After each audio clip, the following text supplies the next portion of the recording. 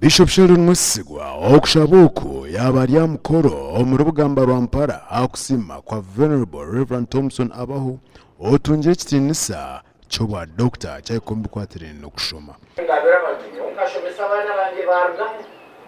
kibura mutari UCU abana bakokoreje mweno labata kwase no mushango gwe omukorogo gwayoko abandi bashomi abebembezi abashubuzi nabandi benshi kama akuba n'umurungi twenda kusima doctorate abatakugimanya neshoborwete a doctor of ministry yalishoboraho. Doctor of ministry is a professional doctorate for experienced religious leaders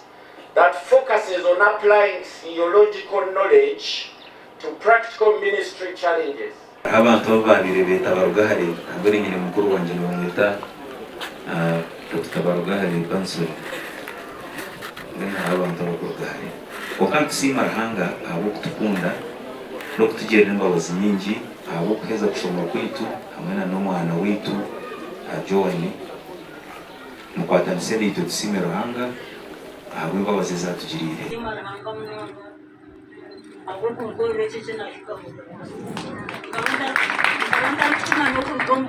wagira abana babiri baba bamure Thompson nabasa emera ababombi nibazagwa ku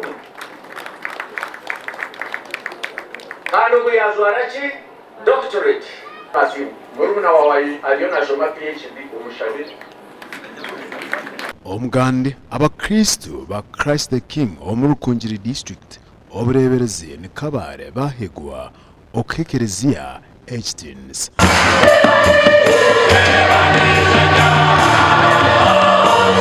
okushabuko kwahebwayo Father Innocent Young omumiseri zoba eyabamo okurundana sente zabombeka abwenju y'omusosorodoti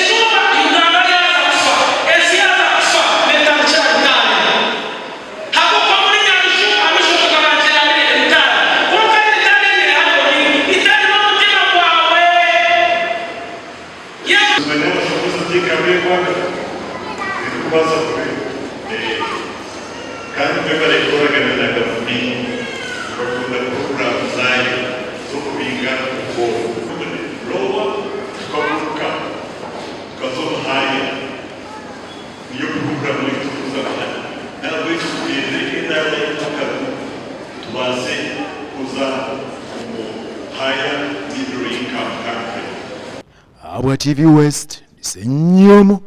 Gideon na Dan Basibye.